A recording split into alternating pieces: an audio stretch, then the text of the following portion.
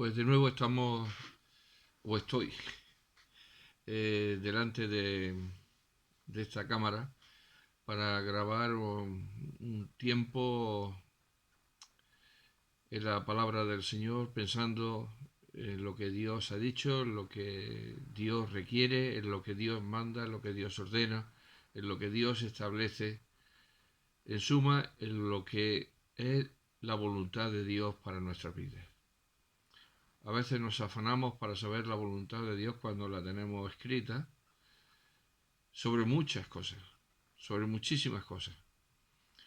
Y nos perdemos en ese tiempo de ver cuál es la voluntad de Dios cuando lo tenemos dado y por escrito.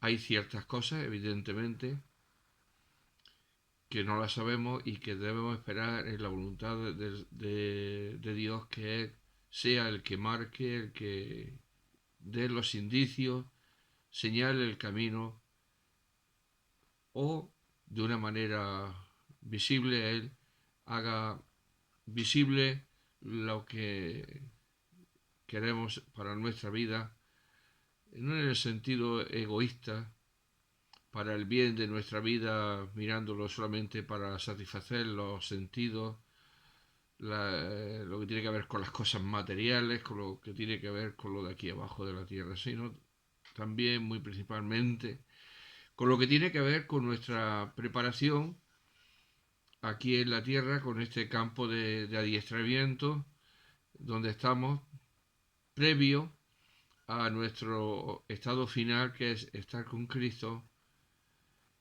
y estar con Él para toda la eternidad.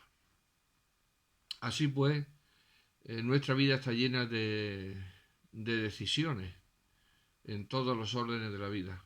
Cada día tomamos infinitud de decisiones que las tomamos mecánicamente, casi sin darnos cuenta que es una decisión, pero que las tomamos. Desde que abrimos nuestros ojos hasta que somos vencidos por el sueño, estamos continuamente tomando decisiones. Aquí hago también un poco de ejercicio de memoria para ver también que muchas de las situaciones en las que las personas no creyentes se ven también sujetas a pasar por momentos de dificultad en la vida, es porque precisamente no nos damos cuenta que en la toma de decisiones por nuestra parte, al margen de que ya sean correctas o incorrectas, y si son incorrectas todavía es peor, pero al margen de ello, eso genera en nuestra mente, en nuestro ser, un trabajo, requiere un esfuerzo continuado, de manera que a veces padecemos ciertas, o podemos padecer ciertas dificultades en nuestra vida, en todo lo que tiene que ver con la mente, porque no nos damos cuenta, no nos paramos, no nos detenemos a ver que la toma de decisiones continua durante 30, 40 años, eso genera también un desgaste, genera un esfuerzo, genera una tensión dentro de nosotros, genera un ámbito de ciertas cosas que luego parece que se agrupan y caen sobre nosotros como una losa y nos vemos casi atrapados, nos vemos hundidos, nos vemos desesperados. Y es porque esa toma de decisiones pasa desapercibido y damos por hecho de que eso es una forma general de la vida, es una más y no nos paramos a verlo, pero hay que detenerse y hay que mirar estas cosas para también recibir la dirección de Dios. Eh, ya lo dijo el Señor también. Fruto del pecado eh, está también toda esta toma de decisiones continuas que muchas veces no son las más acertadas o no llegan a ser las más acertadas, ya no tanto porque a lo mejor nosotros no podamos, sino porque intervienen otros factores que nos hacen que esas decisiones se frustren en su total o en menor medida. Y esto acarrea un profundo cansancio en nuestra mente, una fatiga, un dolor, un quebranto, llegar hasta casi la extenuación. ¿Y, ¿Y qué le pasa a usted? Bueno, pues toda esta toma de decisiones también tienen su carga emocional, su carga de cansancio físico sobre nuestra vida, muchas veces también porque no vemos el resultado que esperábamos y todavía nos frustra, nos hunde, nos desespera todavía aún más y más. Por eso la palabra de Dios nos advierte que debemos echar toda nuestra ansiedad sobre Dios. Fíjese, toda nuestra ansiedad, todo aquello que nos desborda, que nos oprime, que nos zarandea, que nos hunde, que sentimos que no tenemos algo sólido debajo de los pies, sino que parece que vamos descendiendo y descendiendo. Pues todo ello tiene que ver con saber tomar decisiones y en este caso la decisión de ponerlo todo en las manos de Dios. Esa es la mejor decisión. Esa es la principal. Poner todo en las manos de Dios. Así la oración de nuestro Señor Jesucristo nos lo enseña. ¿Qué nos enseña? Pues a ponernos delante de Dios y ponerlo todo delante de Dios. Padre nuestro que estás en los cielos. Y a partir de ahí, poner delante de nuestro Dios y Padre toda nuestra vida. Algo así se está vislumbrando en los versículos que vamos a leer. Porque los creyentes somos también llamados a tomar decisiones. Porque en la vida hay que tomar decisiones y en la vida de fe hay que tomar decisiones y en la vida de la iglesia hay que tomar decisiones. Y para ello no podemos detenernos en nuestra sabiduría, en nuestra sapiencia, en nuestro conocimiento adquirido por diversos métodos. No podemos llevarlo tampoco por la cantidad de libros que hemos leído, por la cantidad de cosas que hemos conseguido, por los cursos que hemos hecho de estudio bíblico. Todo eso en última instancia no nos sirve de mucho. Porque hay un momento en el que eh, es uno delante del Señor. Porque las situaciones cambian. No es lo mismo lo que un escritor haya escrito en un libro hace 10 años que la situación en la que yo me puedo ver abocado o la iglesia se puede ver abocada a tomar en este tiempo después de 10 años. ¿Por qué? Porque las cosas han cambiado, no son exactamente iguales y hay un sinfín de diríamos, de puntos que hay que considerarlos muy bien a la hora de tomar una o unas decisiones. Lo que ha sido muy útil a lo mejor a 5.000 kilómetros no es tan útil tal cual allí, tal cual aquí. Es decir, no podemos copiar y extrapolar las mismas cosas a distintos sitios porque no se dan ni las mismas circunstancias, ni no solamente las circunstancias, diríamos, sociales, sino incluso hasta personales. Es decir, las personas viven en un sistema, en un país, en otro país viven en otro sistema, todo eso parece que no, pero es una atmósfera que hay que considerar y nos vemos abocados a enfrentarnos a esa toma de decisiones delante de Dios y delante de su palabra. Y todo lo demás huelga, todo lo demás sobra. Si queremos ser honestos delante de Dios en la toma de decisiones, si no podemos llegar a ser copiones y irnos a la casuística y tomar lo que ha pasado en otros sitios y ponerlo aquí. Lo único que tenemos que tomar de otro sitio y ponerlo aquí es lo que está escrito en la Biblia. Así, por ejemplo, nosotros ahora vamos a considerar un pasaje de la Escritura que está escrito hace 2000 años a una iglesia, la iglesia de Filipos, y tenemos que traerlo a nuestra consideración para tal cual está dicho, tal cual aplicarlo. Pero si alguien escribió algo hace 2000 años que no tiene nada que ver con la Biblia, algún consejo, alguna cosa, eso no es asunto al cual nosotros debemos adherirnos para extrapolarlo 2000 años después y hacerlo como materia fidedigna que garantiza unos resultados. Eso no. Pero la Biblia sí. Porque la Biblia es la verdad absoluta, total de Dios. Y la ha dejado escrita para que nosotros, al margen de los 2000 años, al margen del país que sea, todas sus enseñanzas son necesarias para nuestra vida. Y esto es muy, muy hermoso. Porque la palabra de Dios no deja de ser palabra de Dios porque la ha dado Dios.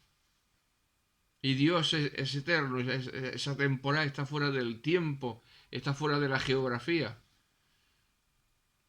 No está circunscrito su enseñanza a áreas geográficas, a tiempos determinados, sino que su palabra permanece para siempre, como dice la Sagrada Escritura.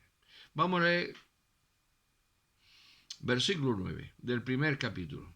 Y esto pido en oración, dice el apóstol Pablo, que vuestro amor abunde aún más y más en ciencia y en todo conocimiento, para que aprobéis lo mejor a fin de que seáis sinceros e irreprensibles para el día de Cristo, llenos de frutos de justicia, que son por medio de Jesucristo para honra, para gloria y alabanza de Dios. Todo tiene un propósito en la vida.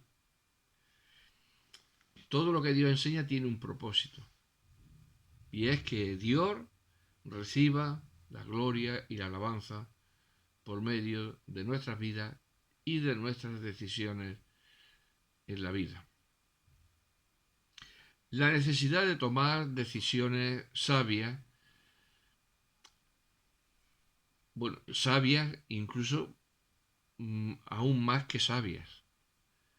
Si por sabias entendemos que vienen de parte de Dios, correcto. Pero si sabia se refiere a lo que nosotros podemos alumbrar con nuestro entendimiento, no. Porque aquí ya la Escritura señala para que aprobéis lo mejor. Y desde luego lo mejor no surge de nuestra sabiduría. Lo mejor viene de Dios. Nosotros podemos hablar en parte de lo que es nuestra experiencia y a través de nuestra experiencia, de nuestro conocimiento, creemos que esto es lo mejor o que esto es bueno. Pero aquí dice que aprobemos lo mejor. Es decir, los creyentes, las iglesias, están llamadas a considerar la necesidad de tomar decisiones sabias, decisiones correctas, decisiones conforme a la voluntad de Dios. La casa de Dios es el lugar de la manifestación de la gloria y de la majestad de Dios. Voy a poner un ejemplo que me viene a la mente y es como si quisiéramos o como si estuviésemos en el Palacio Real y en el Palacio Real los muebles que hay, en vez de ser muebles de estilo, tallados, elaborados, de maderas nobles, refinados, pues fuésemos a Ikea y rellenásemos el Palacio Real con muebles de Ikea o de otra tienda. Entraríamos y nos daríamos cuenta de que algo está mal. Nos daríamos cuenta, enseguida nos daríamos cuenta, porque la gloria de la casa tiene que ir acompañada de lo que hay en la casa. Creo que es fácil de entender esto. La gloria de la casa tiene que ir acompañado de lo que hay en la casa. Y no podemos entrar a un palacio y encontrarnos que está amueblado con muebles del Ikea, con muebles del Leroy, con muebles de esta tienda. Diríamos esto, bueno, nos reiríamos. Es decir, primero nos sorprenderíamos y luego diríamos esto no es. Aquí se han tomado decisiones que no son correctas. Este lugar, a este lugar le corresponde un mobiliario acorde a la grandeza, a la majestad de lo que aquí hay. Esto no puede estar con estos muebles. Vamos, diríamos que se los lleven, preferible es que esté vacío, antes de que estos muebles ocupen este lugar. A veces, muchas veces, la iglesia se asemeja a esto, a ese palacio real en el que hemos puesto, lo hemos llenado de mobiliario espiritual del mundo. Evidentemente,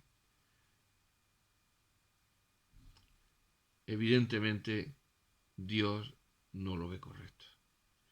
Pero ya no solamente que Dios no lo ve correcto, cualquier creyente espiritual, sabio en la palabra, con conocimiento en la palabra, no, pero no ese conocimiento que nosotros ya hemos anudado en nuestra vida, hemos hecho en nuestra vida de, de pues como los filósofos de aquel tiempo de Pablo, pues los filósofos cristianos, que lo hay, que se ponen a hablar de la Biblia, y claro, a base de estudiar, pero que no. Ese conocimiento no sirve para nada. Ese conocimiento es un conocimiento vano, vacío, no tiene sustancia. Como si en una sopa el hueso de jamón fuese un hueso de plástico. ¿Se imaginan? ¿Qué sabor daría? Pues ninguno. O malo. Y así nosotros, cuando hablamos de conocimiento, pues nos vamos siempre a las personas con verborrea, nos vamos a las personas que tienen muchos estudios teológicos y eso parece que nos da ese marchamo de...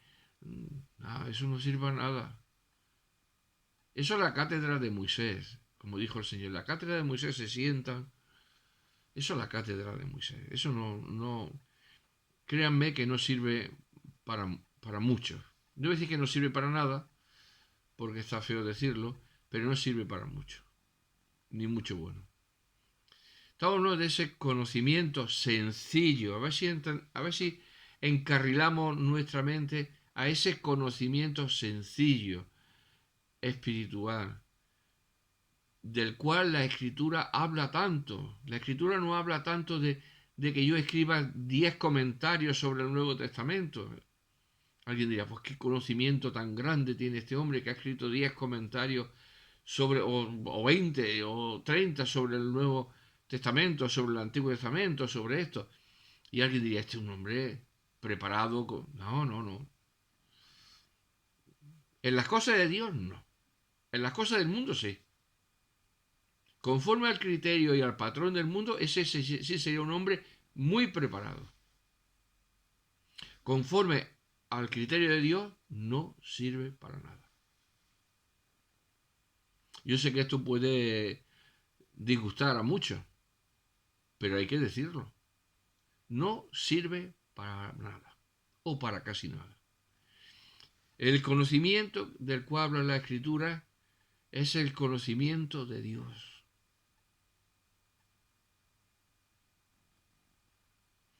Y el conocimiento de Dios es saber pensar como piensa Dios. Ver las cosas como las ve Dios. Y decir las cosas como las dice Dios. Por eso está escrito en su palabra. Yo he escuchado a muchos a lo largo de mi vida hablar de las cosas de Dios.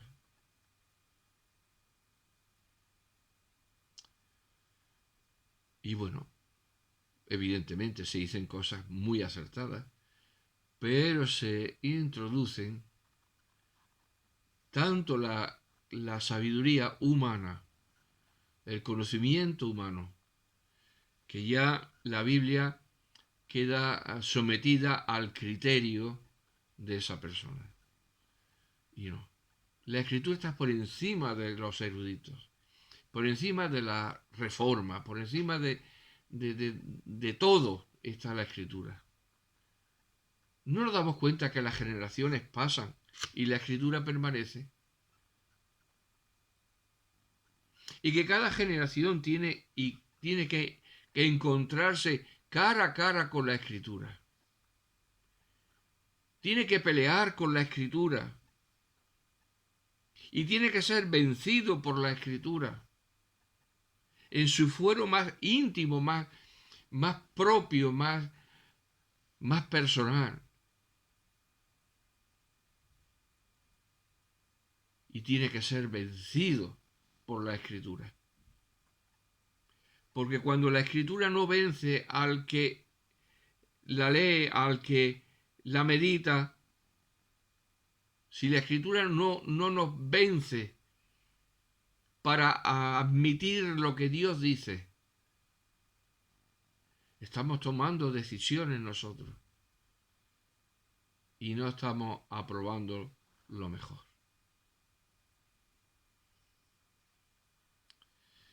Cuando la escritura llega a nuestro corazón y proclamamos y decimos sola escritura, he escuchado decir sola escritura, y luego escucharlo hablar y de sola escritura nada. Los ves como introducen sus conocimientos propios revestidos de cosas de la Biblia, pero mirándolo muy bien y discerniendo muy bien, uno ve que eso no corresponde con la palabra de Dios.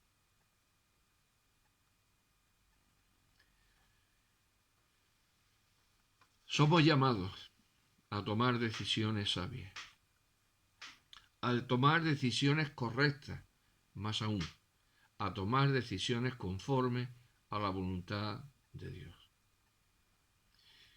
Y la Iglesia tiene que exhibir, tiene que manifestar, que toma por medio de las personas llamadas para tal fin esas decisiones.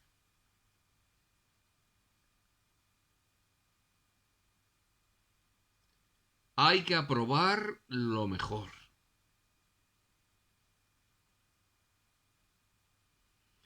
Y para aprobar lo mejor, uno tiene que estar lleno de lo mejor también.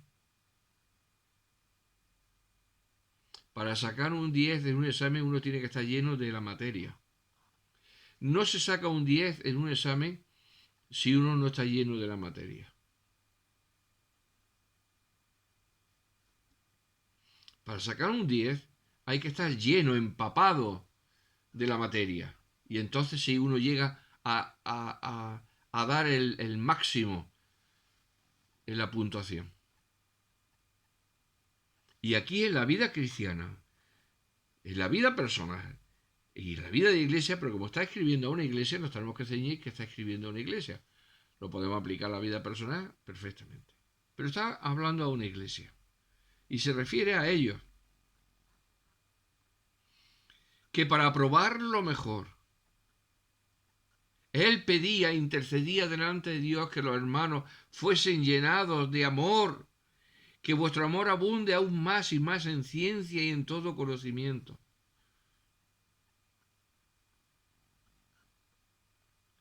Vamos, que lo académico se quede en las facultades. No somos llamados a ser facultativos en las iglesias. No somos llamados a transmitir a la iglesia una, una disciplina académica, puesto que no hemos sido llamados a eso. La casa de Dios no es un lugar de disciplina académica. Es el lugar donde se predica el santo y glorioso Evangelio de nuestro Señor y Salvador Jesucristo. Para enseñanza, para salvación de las vidas. Y Pablo sabía que tenía que interceder en oración por los hermanos de Filipos, para que ese amor que es capaz de transformar nuestra vida, ya la transformó de tierra ingrata, como cantamos en Florido Vergés, y ese amor de Dios con el cual Él nos amó, con el cual Él nos salvó, sea el amor que abunde en buscar ese conocimiento, esa sabiduría, esa luz que viene de arriba.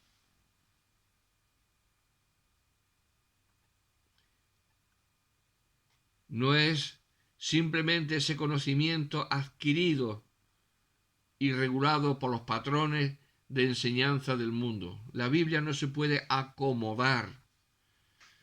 La enseñanza de la Biblia no se puede acomodar. No se puede ser en la iglesia nada simplemente porque se tienen una serie de estudios académicos de la Biblia. Eso en el mundo sirve. En el mundo se requiere. En la casa de Dios no. Es otro conocimiento que viene mediante la consideración de una vida entregada a Dios. Porque el amor siempre tiene esa virtud de entrega, de sacrificio hacia Dios en primer lugar. Siempre. También hacia los que nos rodean. Siempre. Y hacia las cosas de Dios. Siempre. Pues ¿cómo se van a hacer las cosas? ¿Qué decisiones se van a tomar? Tendrá que ser Dios primero el que tome los instrumentos humanos.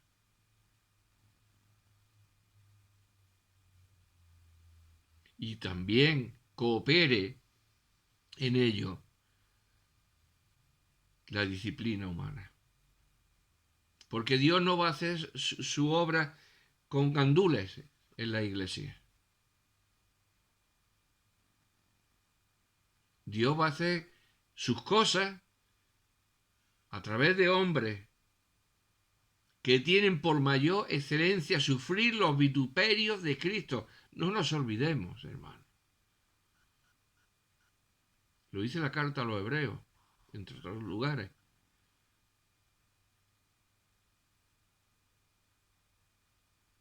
El precio de vivir una vida conforme a la voluntad de Dios en la iglesia es sufrir los vituperios de Cristo. Porque dentro de la iglesia uno tiene que mirar a Dios y hacer las cosas pensando en Dios. Porque todo es para Dios.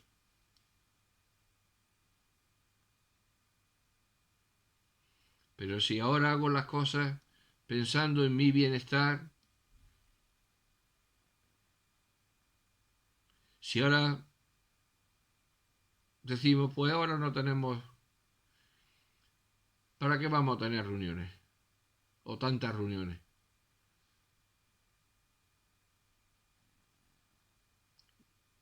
Eso es un pensamiento para la gloria de Dios.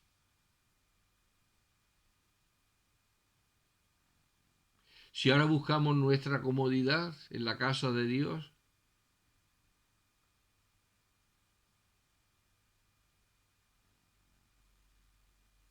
si ahora porque hace frío, si en verano porque hace calor, mis queridos hermanos, estamos llenando entonces la casa de Dios de muebles de IKEA.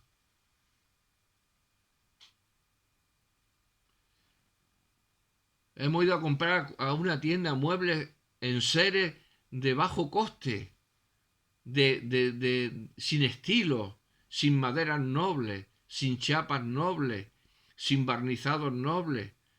Hemos llegado a una tienda y hemos comprado muebles normales.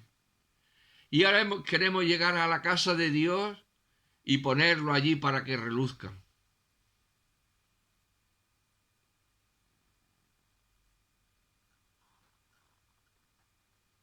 Y Dios desde el cielo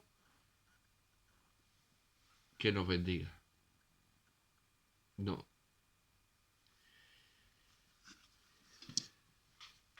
La vida de la iglesia, si no es una vida sacrificada, no es vida espiritual. Si las personas dicen, bueno, ya hemos escuchado una vez la palabra de Dios, ya podemos, hasta la semana que viene, no saben ni lo que están diciendo.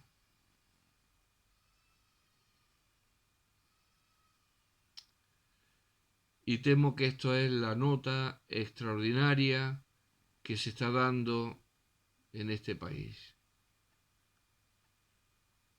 Pero veo a otros hermanos en otros países. Y antes yo decía que no había que extrapolar las cosas.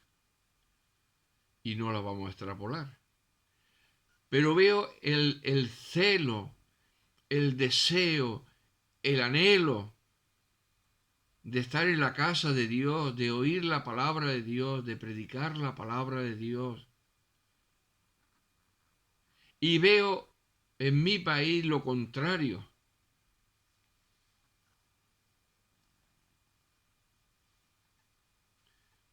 Y cada día con menos necesidad.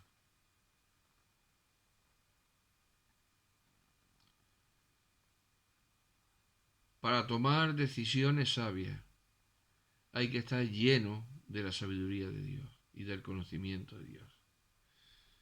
Esto pido que vuestro amor, nuestro amor a Dios, nuestro amor a la casa de Dios, nuestro amor a la iglesia de Dios, nuestro amor a las cosas de Dios vaya en aumento, lleno de ese conocimiento en ciencia y en todo conocimiento.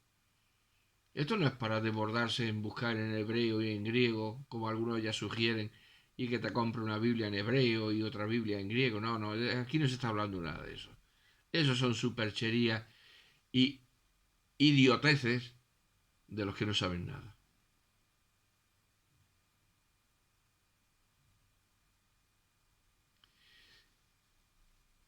Pablo sabe que si nuestro amor por el Señor no es un amor que nos mueve a buscarle, en conocerle, en ese conocimiento íntimo y transformador de nuestros corazones, de manera que no nos dejemos influenciar para la toma de una decisión por nada ni nadie, sino que sea amparada en base a la palabra de Dios. Si no somos como el junco, que somos vencidos, o como los trigales cuando llega el aire y los mueve de un lado para otro. Necesitamos ser sólidos, con un conocimiento sólido, porque si no nos vamos a dar el 10. El 4, el 5, alguna vez, pero creo que de ahí no vamos a pasar. Pero la iglesia de Dios necesita que se apruebe lo mejor.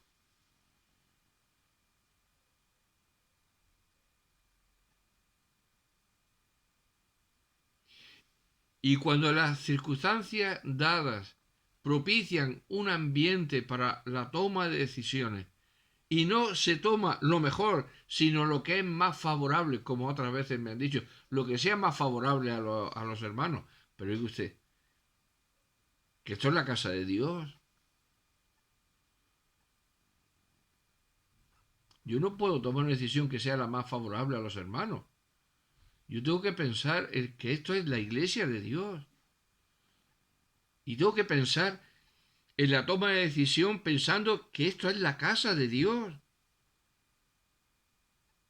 no un club.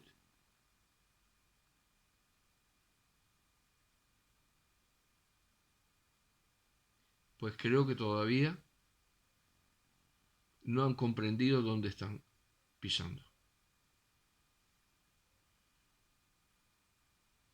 No me pidan que, yo me decía, no me pidan, me lo decía a mí mismo, no me pidan que tome decisiones no pensando dónde estoy. Yo quiero tomar decisiones pensando dónde estoy y qué responsabilidad tengo. No, no, piense usted en los hermanos. Oh, bien. Eh, un, Eso es un amor muy bueno. Pensar en los hermanos. Primero no pensemos en el amor a Dios y a la casa de Dios y el respeto y la consideración y lo que hay que hacer para que la casa de Dios, cuando uno entra, se vea que está Dios allí. A eso no. Lo otro es simplemente toma decisiones conforme a la conveniencia de nuestros cuerpos para satisfacción y vivamos la vida tranquilamente. Pero Cristo no hizo eso aquí cuando estuvo en la tierra. No buscó agradarse a sí mismo. No buscó las cosas que a él le venían bien, sino que enfrentó el camino a la cruz tomando o aprobando lo mejor. Y para ello tuvo que sufrir el escarnio, la vergüenza, los insultos, el maltrato, todo tipo de humillaciones, todo tipo de deserciones, pero Cristo aprobaba lo mejor. Él aprobaba lo mejor, porque pensaba en la casa de su Dios. Sin embargo, los sumos sacerdotes y los sacerdotes que estaban en la casa de Dios terrenal sirviendo, no pensaban en ese Dios, pensaban en sí mismos y actuaban para sí mismos.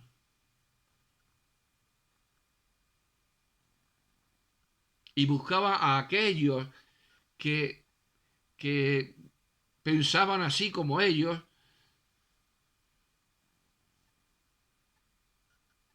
y el resultado, pues ya lo sabemos, la casa se cayó.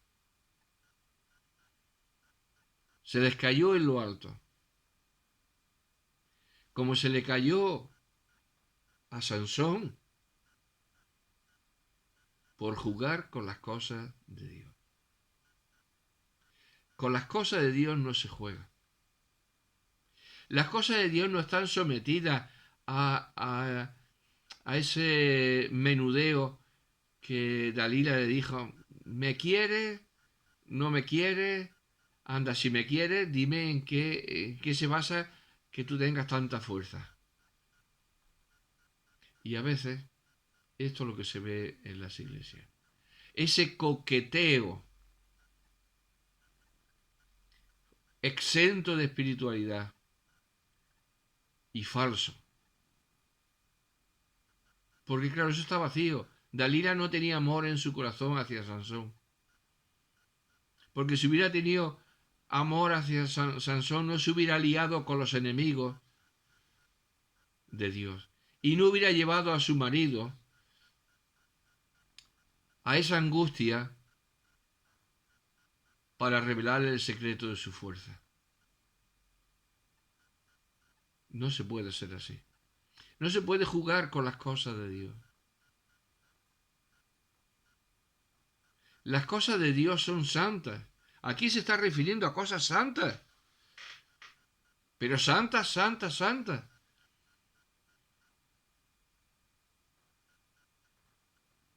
Y para eso requiere lo que previamente en el versículo 9 el apóstol insistentemente, como vengo haciendo mención, les pide. Y esto pido en oración, que vuestro amor abunde aún más y más en ciencia y en todo conocimiento, para que aprobéis lo mejor. Oye, yo he escuchado a personas con mucho conocimiento decirme unas groseras tonterías acerca de Dios y de la casa de Dios y de la Biblia. Vamos, que cualquier joven que haya tenido una educación dominical en las clases de escuela dominical, como eran antes, lo podría vencer. Es que cuando uno está lleno de un conocimiento de la Biblia incluso, pero mero conocimiento, está vacío y cuando habla no tiene fundamento y dice barbaridades. Y por supuesto las hace también, evidentemente, como es el caso o los casos que conozco. Pero aquí no, aquí el apóstol Pablo sabe que para llegar a aprobar lo mejor hay un duro camino que requería incluso de la intervención mediante la oración del apóstol Pablo. Así pues, mis queridos hermanos, la petición de aprobar lo mejor no está exenta, incluido de la oración, ni excluida tampoco el meditar en la Sagrada Escritura, en conocer al Señor, en amar al Señor, en servir al Señor, en buscar al Señor y en saber que lo que yo debo llevar a la casa de Dios o lo que tengo que tomar de decisiones para la casa de Dios debe ser lo mejor para que corresponda esa decisión con la gloria y la majestad del Dios que habita en esa casa. Pero claro, si no pensamos en la gloria de Dios sobre su casa, seremos como los fariseos, como los escribas, como los sacerdotes del tiempo de Jesús, que hicieron del templo, como dijo el Señor, está en mi casa y es casa de oración y vosotros la habéis convertido en mercadería, la habéis llenado de cosas que no corresponden.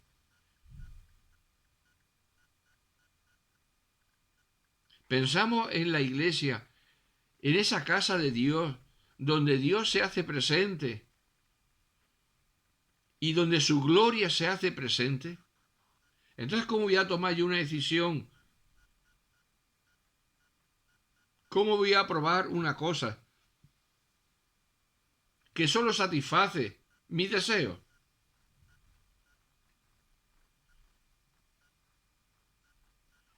Pero decimos, es que la casa de Dios somos nosotros. Pues todavía con más razón.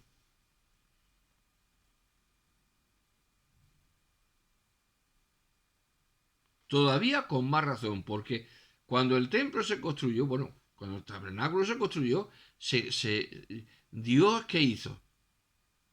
Llenó de espíritu de sabiduría y de ciencia a todos aquellos artífices a los cuales Moisés encargó la elaboración de todas las cosas, de todo el mobiliario, de todas las telas, de todas las lonas, de todos los postes, de todos los basamentos, de todo aquellas personas a las cuales Dios había llenado de su espíritu de sabiduría para hacer conforme al modelo, al diseño divino. Y si eso era para una tienda material, que evidentemente sabemos que era sombra y figura de la gloria de Cristo, del sacrificio de Cristo, de los beneficios de Cristo tras su muerte y resurrección, cuanto más ahora esta casa, la cual casa somos nosotros, como dice en la carta a los Hebreos, la vamos a construir mediante la toma de decisiones. ¿Qué te parece a ti? ¿Y a ti qué te parece? Pero ¿cómo que es que me parece a mí? ¿Y qué te parece a ti? ¿Será que le parecerá al Señor? ¿Esta decisión le parecerá honorable? ¿Corresponderá con la gloria de Dios sobre su casa? Si tuviéramos que esta decisión ponerla en la casa, en una casa, en un palacio, donde la gloria de Dios reposa, ¿encajaría bien o sería un mueble de Ikea? Mis queridos hermanos, seamos sabios, seamos diligentes, ejerzamos el discernimiento en la palabra de Dios.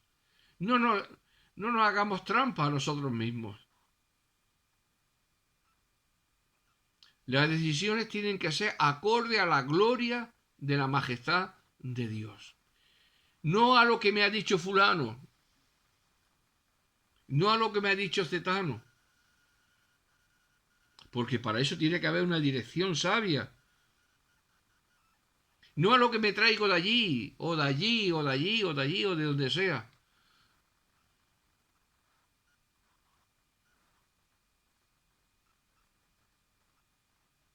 El Señor para eso hubiera hecho una iglesia estándar y ya está. Este es el modelo estándar. ¡Hala! Pero no vamos a franquiciarnos ahora, ¿no? Vamos a hacer de la iglesia franquicias. Ay, mira que este modelo de iglesia ahora. No, no. La iglesia se constituye en virtud de la palabra de Dios y es la palabra de Dios la que da la estructura, le da la belleza, da la esencia de la iglesia. No se la damos nosotros. Nosotros lo único que podemos hacer es quitarla por nuestra negligencia y falta de discernimiento, que es lo que suele pasar. De hecho pasa. Somos llamados a lo contrario, a que aprobemos lo mejor, a fin de que seáis sinceros y reprensibles para el día de Cristo. Pues claro que todo tiene un propósito. La toma de decisiones y aprobar lo mejor no es simplemente para satisfacer nuestro ego, nuestro cuerpo, nuestro descanso, nuestro bienestar en la iglesia y en la vida. No, sino que es una preparación gloriosa para aquel día cuando tengamos que comparecer ante Cristo y ante el tribunal de Cristo.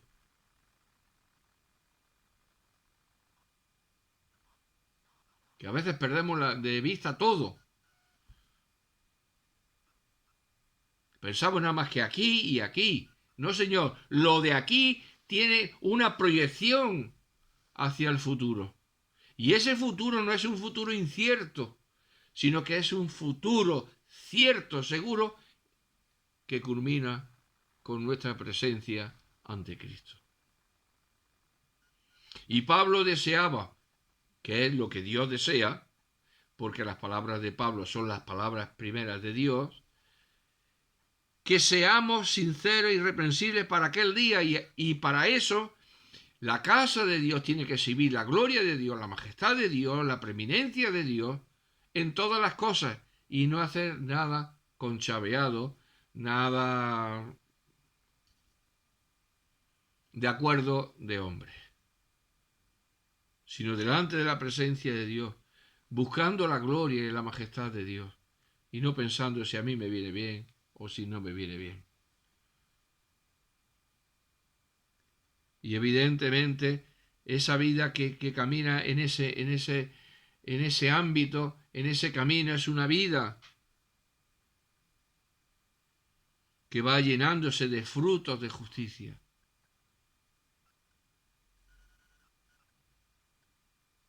De una vida santa, piadosa, temerosa de Dios. Pablo quería que ellos estuviesen llenos, pero no vamos a estar llenos, ni vamos a poder exhibir, manifestar delante de la gloria de Dios esos frutos de justicia, esas vidas consagradas, si vamos tomando decisiones. ¿Qué te parece a ti? ¿Y tú qué opinas? ¿A ti te viene bien? Pues entonces venga. No, mis queridos hermanos. La vida de una iglesia no es así. De una iglesia como Dios quiere, no es así.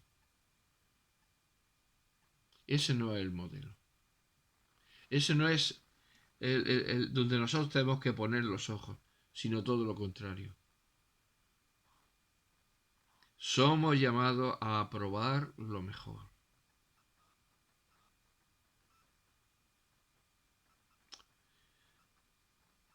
Da lo mejor al maestro. Me acuerdo de ese himno que aprendí en la escuela dominical. Ya no se aprenden. Bueno, dejaron de aprenderse.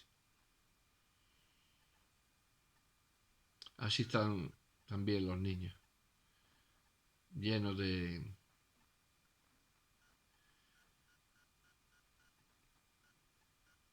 muchas canciones. Da lo mejor al maestro, decía el himno, y dice, tu juventud, tu vigor. Por la verdad lucha siempre, que está contigo el Señor.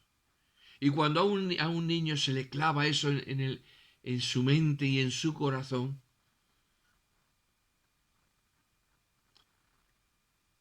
cuando eso entra como espada de doble filo porque es palabra de Dios, pueden pasar siglos, pueden pasar años y años y años, pueden venir huracanes, pueden venir tormentas. Da lo mejor al maestro, tu juventud, tu vigor, por la verdad, es decir, por la palabra de Dios, lucha siempre, que está contigo el Señor. ¿Qué vamos a hacer? Pues yo tengo que decir que quiero seguir ese camino. Animo, exhorto a seguir el camino ese. Ese camino es el que menos se anda hoy en día. Porque es el camino del sufrimiento. Del tener que decir al hermano, no, no. Eso que estás pidiendo es solamente para tu bienestar. No estás pensando en Dios. Si lo que haces no implica un grado de sufrimiento, de un coste que tengas que pagar por el Señor,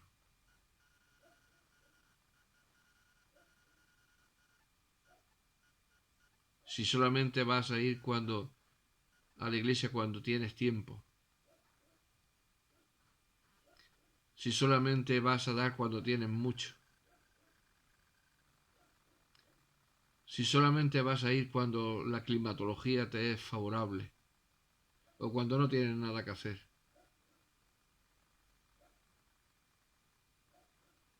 Si dar al Señor no te cuesta nada, no estás dando nada.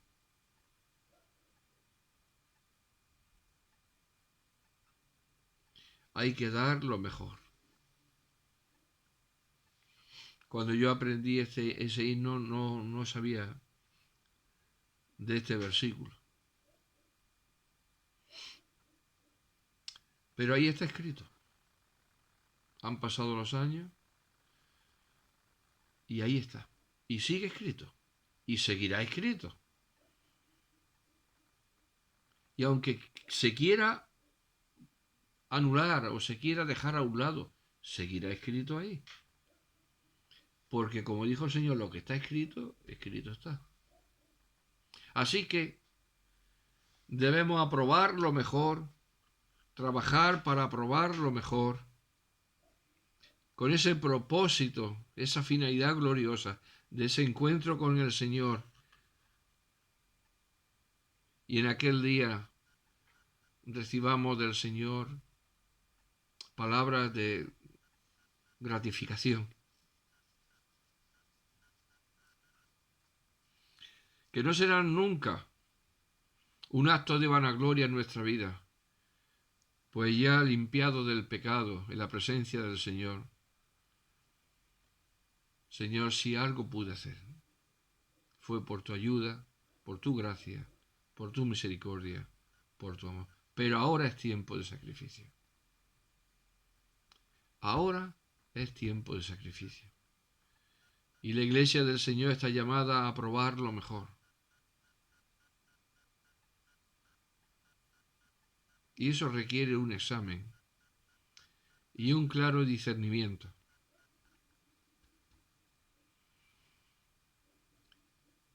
En cuanto a todo lo que tiene que ver con la casa de Dios. Desde las cosas más aparentemente pequeñas o insignificantes,